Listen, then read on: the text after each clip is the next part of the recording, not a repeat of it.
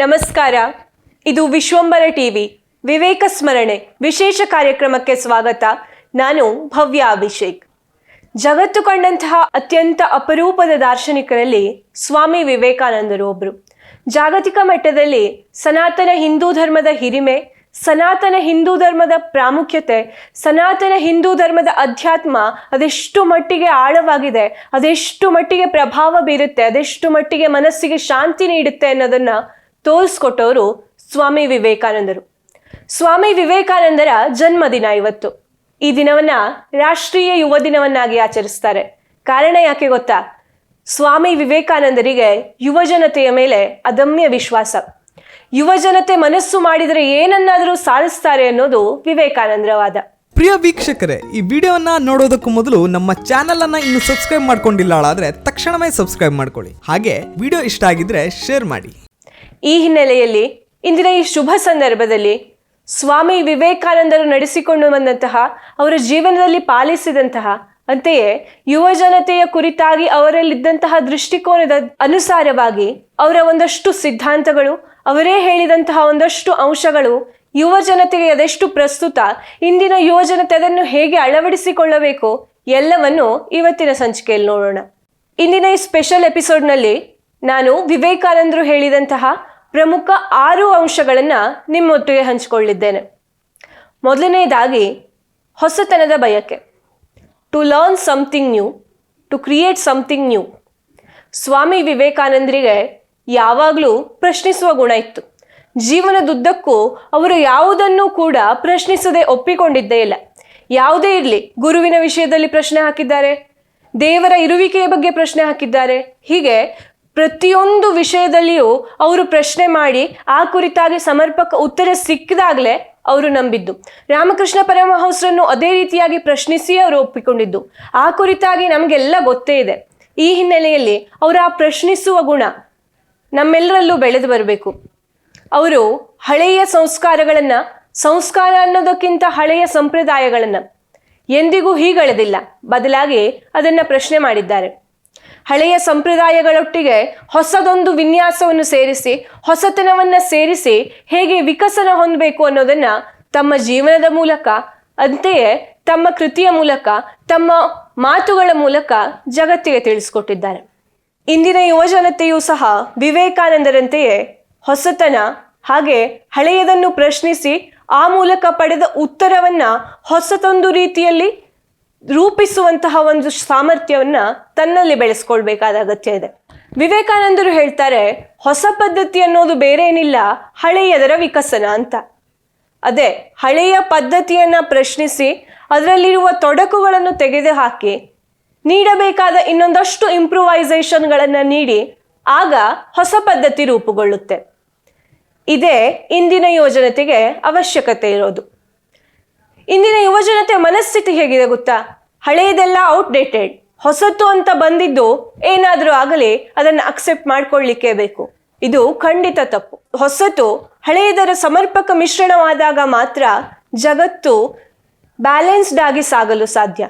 ಈ ಹಿನ್ನೆಲೆಯಲ್ಲಿ ವಿವೇಕಾನಂದರು ಬೋಧಿಸಿದಂತಹ ಹೊಸತನ ಹಾಗೆ ಹಳೆಯ ಪದ್ಧತಿಗಳ ಮಿಶ್ರಣವನ್ನ ಜೀವನದಲ್ಲಿ ರೂಢಿಸಿಕೊಳ್ಬೇಕಿದೆ. ಇನ್ನು ಎರಡನೇದು ಆಶಾವಾದ, ಆಪ್ಟಿಮಿಸ್ಟಿಕ್ ಥಿಂಕಿಂಗ್. ಸ್ವಾಮಿ ವಿವೇಕಾನಂದರು ತಮ್ಮ ಜೀವನದುದ್ದಕ್ಕೂ ಇದೇ ಒಂದು ತತ್ವದ ಮೇಲೆ ಬದುಕಿದ್ದಾರೆ. ವಿವೇಕಾನಂದರು ಸಹ ಮೊದಮೊದಲು ಅದೆಷ್ಟೋ ಅವಮಾನಗಳನ್ನು ಅನುಭವಿಸಿದ್ರು. ಚಿಕಾಗೋ ವಿಶ್ವಧರ್ಮ ಸಮ್ಮೇಳನಕ್ಕೆ ಹೋಗುವಂಥ ಸಂದರ್ಭದಲ್ಲಿ ಅವರನ್ನು ನಾನಾ ರೀತಿಯಾಗಿ ಅವರ ಬಟ್ಟೆ, ಅವರ ದೇಶ, ಅವರ ನಡೆನುಡಿ ಎಲ್ಲದರ ವಿಚಾರವಾಗಿ ಎಲ್ಲವನ್ನು ಆಧಾರವಾಗಿಟ್ಟುಕೊಂಡು ಹೀಯಾಳಿಸಲಾಯಿತು. ಆದರೆ ಸ್ವಾಮೀಜಿ ಯಾವತ್ತಿಗೂ ಹಿಂದಿಡಲೇ ಇಲ್ಲ.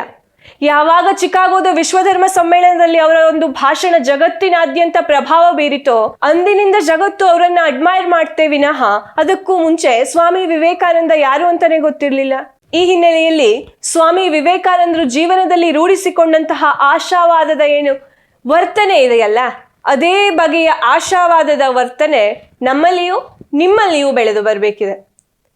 ಯಾವುದೇ ಒಂದು ವಿಷಯ ಇರಲಿ, ಜಗತ್ತಿನಲ್ಲಿ ಅಸಾಧ್ಯ ಎಂಬಂತಹ ಶಬ್ದಕ್ಕೆ ಜಾಗವೇ ಇರಬಾರ್ದು. ಯಾವುದೇ ಒಂದು ವಿಷಯ ಇರಲಿ, ಅಲ್ಲಿ ನಿರಾಸೆ, ಅಸಾಧ್ಯ ಎಂಬಂತಹ ಶಬ್ದಕ್ಕೆ ಆಸ್ಪದನೆ ಕೊಡಬಾರದು. ಸಾಧಿಸಲು ಅಸಾಧ್ಯವಾದದ್ದು ಖಂಡಿತವಾಗಿಯೂ ಏನೂ ಇಲ್ಲ. ಸ್ವಾಮೀಜಿ ಹೇಳ್ತಾರೆ, ನಾವು ಏನನ್ನ ಥಿಂಕ್ ಮಾಡ್ತೇವೆಯೋ ಅದನ್ನೇ ಸಾಧಿಸ್ತೇವೆ ಅಂತ. ಹಾಗಾಗಿ ಯುವ ಜನತೆ ಒಳ್ಳೆಯದನ್ನೇ ಥಿಂಕ್ ಮಾಡಬೇಕು, ಒಳ್ಳೆಯದನ್ನೇ ಸಾಧಿಸಬೇಕು.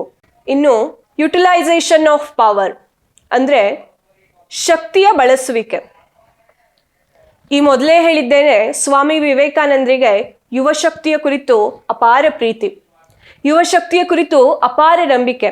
ಒಂದ್ ಕಡೆ ಸ್ವಾಮಿ ವಿವೇಕಾನಂದರು ಹೇಳ್ತಾರೆ, ಈ ಯುವ ಶಕ್ತಿ ಅನ್ನೋದು ನ್ಯೂಕ್ಲಿಯರ್ ಅಂದರೆ ಪರಮಾಣು ಇದ್ದಂತೆ, ವಿನಾಶಕಾರಿಯಾಗಲೂಬಹುದು ಇಲ್ಲ ಉತ್ತಮ ರೀತಿಯಲ್ಲಿ ಬಳಸಿಕೊಳ್ಳಬಹುದು.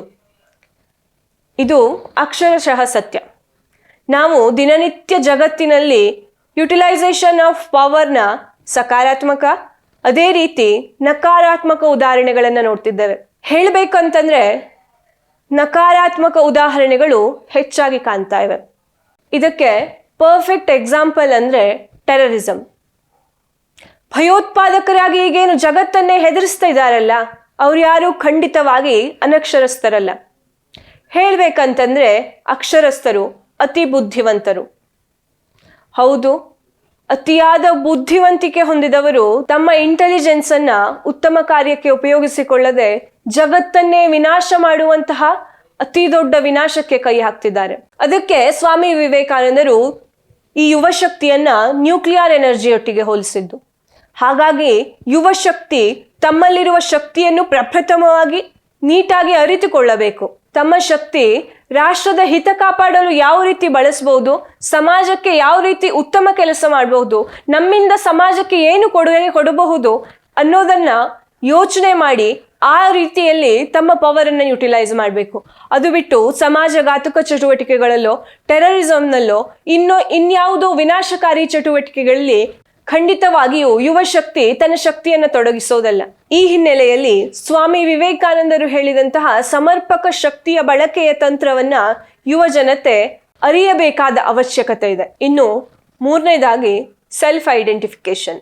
ಇದು ಯೌವನದ ಅತಿ ಪ್ರಮುಖ ಲಕ್ಷಣ. ಇದು ತಾನು ಯಾರು, ತನ್ನ ಆದರ್ಶ ಏನು, ತನ್ನಲ್ಲಿಯೂ ದೇವರಿದ್ದಾನೆಯೇ, ಹೀಗೆ ಒಂದಲ್ಲ ಒಂದು ರೀತಿಯ ತನ್ನೊಳಗಿನ ಇರುವಿಕೆಯನ್ನ ಪ್ರಶ್ನಿಸುವಂತಹ ಒಂದಷ್ಟು ಚಿಂತನೆಗಳು ಆ ಸಂದರ್ಭದಲ್ಲಿ ನಮ್ಮೆಲ್ಲರ ಮನಸ್ಸಿನಲ್ಲಿ ಮೂಡಿರುತ್ತೆ. ಅಂತಹ ಸಂದರ್ಭದಲ್ಲಿ ಸ್ವಾಮಿ ವಿವೇಕಾನಂದರು ಹೇಳುವ ಪ್ರಕಾರ ಯುವ ಜನತೆಗೆ ಸೆಲ್ಫ್ ಐಡೆಂಟಿಫಿಕೇಶನ್ ಸ್ಟೇಜ್ನಲ್ಲಿ ಆದರ್ಶ ಹಾಗೆ ಸ್ಪಿರಿಚುವಲ್ ಪರ್ಸನಾಲಿಟೀಸ್ಗಳನ್ನ ಇನ್ಸ್ಪಿರೇಷನ್ ಆಗಿ ತೆಗೆದುಕೊಳ್ಳುವಂತೆ ಪ್ರೇರೇಪಿಸುವುದು ಅತಿ ಮುಖ್ಯವಾಗುತ್ತೆ. ಹೌದು, ಯೌವನ ಅಂದರೆ ಅದಾಗಷ್ಟೇ ಜೀವನ ಅರಳುವಂತಹ ಸಮಯ. ಈ ಸಂದರ್ಭದಲ್ಲಿ ಉತ್ತಮ ಆದರ್ಶಗಳು ಪರಿಚಯವಾಗಿದ್ದೇ ಆದಲ್ಲಿ ಉತ್ತಮ ನಾಗರಿಕರಾಗಿ ಪ್ರಜ್ಞಾವಂತರಾಗಿ ಯುವ ಶಕ್ತಿ ರೂಪುಗೊಳ್ಳುತ್ತೆ.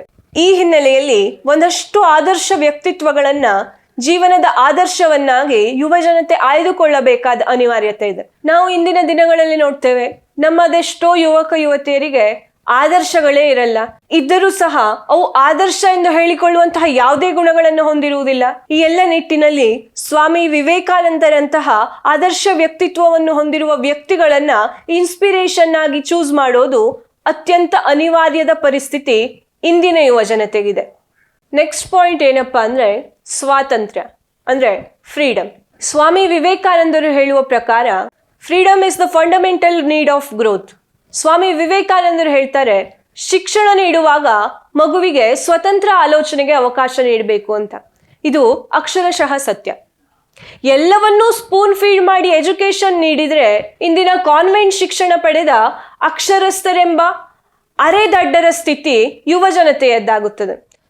ಶಿಕ್ಷಣದಲ್ಲಿ ಸ್ವತಂತ್ರ ಆಲೋಚನೆಗೆ ಅವಕಾಶ ಕೊಟ್ಟಿದ್ದೇ ಆದಲ್ಲಿ ಮಕ್ಕಳು ಮುಂದೆ ಯುವಕರಾಗಿ ಬದಲಾದಂತಹ ಸಂದರ್ಭದಲ್ಲಿ ಇಂಡಿಪೆಂಡೆಂಟ್ ರೈಟ್ ಡಿಸಿಷನ್ಗಳನ್ನು ತೆಗೆದುಕೊಳ್ಳೋಕೆ ಸಹಾಯ ಆಗುತ್ತೆ.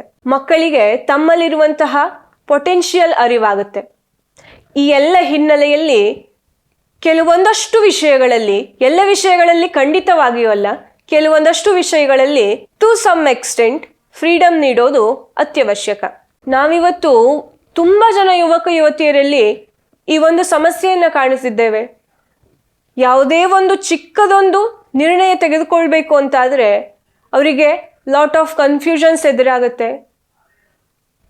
ಯಾವುದೇ ಒಂದು ವಿಷಯದ ಕುರಿತು ಕರೆಕ್ಟಾಗಿ ಸ್ಟ್ಯಾಂಡ್ ತಗೊಳ್ಳೋಕ್ಕಾಗಲ್ಲ. ಫಾರ್ ಎಕ್ಸಾಂಪಲ್ 10th ನಂತರ ಯಾವ ಸ್ಟ್ರೀಮ್ಗೆ ಹೋಗಬೇಕು ಅನ್ನೋದು ಎಷ್ಟೋ ಮಕ್ಕಳಿಗೆ ದೊಡ್ಡ ಪ್ರಶ್ನೆಯಾಗಿ ಕಾಡ್ಬಿಡುತ್ತೆ. ತಮ್ಮಿಷ್ಟದ ಸ್ಟ್ರೀಮ್ ಯಾವುದು ಅನ್ನೋದನ್ನು ನಿರ್ಧರಿಸೋಕೆ ಪರದಾಡಿಬಿಡ್ತಾರೆ. ಈ ಎಲ್ಲ ಹಿನ್ನೆಲೆಯಲ್ಲಿ ಮಕ್ಕಳು ಒಂದು ಮಟ್ಟಿಗೆ ಬೆಳವಣಿಗೆ ಆದ ನಂತರ ಅವರಿಗೆ ಅವರದೇ ಆದ ಸ್ವಾತಂತ್ರ್ಯ, ನಿರ್ಧಾರ ಕೈಗೊಳ್ಳುವಂತಹ ಸಮಯದಲ್ಲಿ ಅವರ ನಿಲುವುಗಳಿಗೆ ಪ್ರಾಮುಖ್ಯತೆ ನೀಡುವ ಮೂಲಕ ಒಂದು ಮಟ್ಟಕ್ಕೆ ಮಕ್ಕಳ ಬೆಳವಣಿಗೆ ಆದ ನಂತರ ಅವರಿಗೆ ಅವರದ್ದೇ ಆದ ಸ್ವಾತಂತ್ರ್ಯ ನೀಡುವುದು ಅತ್ಯಂತ ಅವಶ್ಯಕ ಎನ್ನುವುದು ಸ್ವಾಮಿ ವಿವೇಕಾನಂದರ ಕಿವಿಮಾತು. ಇನ್ನು ಕೊನೆಯದಾಗಿ ಇದು ಅತಿ ಮುಖ್ಯವಾದದ್ದು, ಯುವಜನತೆ ಸಮಾಜದಲ್ಲಿ ತನ್ನ ಸ್ಥಾನ ಏನು ಎಂಬುದನ್ನು ಅರಿತುಕೊಳ್ಬೇಕು. ಹೌದು, ತನ್ನಂತಾನು ಅರಿತುಕೊಳ್ಳೋದು ಸರಿ, ಸಮಾಜದಲ್ಲಿ ತನ್ನ ಸ್ಥಾನ ಏನು, ಸಮಾಜದಲ್ಲಿ ತನ್ನ ಜವಾಬ್ದಾರಿ ಏನು ಎಂಬುದನ್ನು ಯುವಜನತೆ ಅರಿತುಕೊಂಡಿದ್ದೇ ಆದಲ್ಲಿ, ಆ ಪ್ರಶ್ನೆಯ ಕುರಿತಾಗಿ ಯುವಜನತೆಗೊಂದು ಸ್ಪಷ್ಟ ನಿಲುವು ಬಂದಿದ್ದೇ ಆದಲ್ಲಿ ಸಮಾಜ ಸ್ವಾಸ್ಥ್ಯದೆಡೆಗೆ ಸಾಗುತ್ತೆ. ತಾನು ಹೇಗಿದ್ರೆ ಸಾಮಾಜಿಕ ಸ್ವಾಸ್ಥ್ಯವನ್ನ ಕಾಪಾಡ್ಬೋದು, ತನ್ನ ಯಾವ ನಡೆಯಿಂದ ಸಮಾಜಕ್ಕೆ ಒಳ್ಳೆಯದಾಗ್ಬೋದು, ನಾನು ಯಾವ ರೀತಿ ನಡ್ಕೊಂಡ್ರೆ ಸಮಾಜಕ್ಕೆ ಕೆಟ್ಟದ್ದಾಗ್ಬೋದು, ಈ ಎಲ್ಲ ಕುರಿತಾಗಿ ಯುವಜನತೆ ಆತ್ಮಾನ್ವೇಷಣೆ ಮಾಡಿಕೊಳ್ಳೋದು ಅತ್ಯಗತ್ಯ ಎನ್ನುತ್ತಾರೆ ಸ್ವಾಮಿ ವಿವೇಕಾನಂದರು. ಸ್ವಾಮಿ ವಿವೇಕಾನಂದರು ಈ ಕುರಿತಾಗಿ ಹೇಳಿದ ಪ್ರಸಿದ್ಧ ಹೇಳಿಕೆಯೊಂದಿದೆ. ಅದೇನೆಂದ್ರೆ, ಆತ್ಮನೋ ಮೋಕ್ಷಾರ್ಥಂ ಜಗದ್ದಿತಾಯಚ, ಎಂದ್ರೆ ವ್ಯಕ್ತಿಯ ಆಧ್ಯಾತ್ಮಿಕ ಉನ್ನತಿಯಿಂದ ಜಗತ್ತಿನ ಹಿತ ಸಾಧ್ಯ ಎಂದು. ಇಲ್ಲಿ ಆಧ್ಯಾತ್ಮಿಕ ಉನ್ನತಿ ಅನ್ನೋದನ್ನ ವ್ಯಕ್ತಿ ಮನಸ್ಸಿನಿಂದ ಕರುಣಾಮಯಿಯು, ಶುದ್ಧನು, ಸಜ್ಜನನೂ ಆದರೆ ಜಗತ್ತು ತನ್ನಿಂದ ತಾನೇ ಉತ್ತಮವಾಗುತ್ತೆ. ಇದು ವಿವೇಕಾನಂದರ ವಾದ, ಇಂದಿಗೂ ಪ್ರಸ್ತುತವಾದದ್ದು. ಹೇಳುತ್ತಾ ಹೋದರೆ ವಿವೇಕಾನಂದರ ಆದರ್ಶಗಳು ಮುಗಿಯದಷ್ಟಿವೆ. ಈ ಎಲ್ಲ ಹಿನ್ನೆಲೆಯಲ್ಲಿ ಆದರ್ಶಮಯ ಜೀವನವನ್ನು ನಡೆಸಿದಂತಹ ವಿವೇಕಾನಂದರ ಜೀವನವನ್ನೇ ಆದರ್ಶವಾಗಿಟ್ಟುಕೊಂಡು ಅತಿ ಹೆಚ್ಚು ಯುವ ಶಕ್ತಿಯನ್ನು ಹೊಂದಿದಂತಹ ಭಾರತ ಈ ಆದರ್ಶದ ಬೆಳಕಿನಲ್ಲಿ ಸಾಗಿ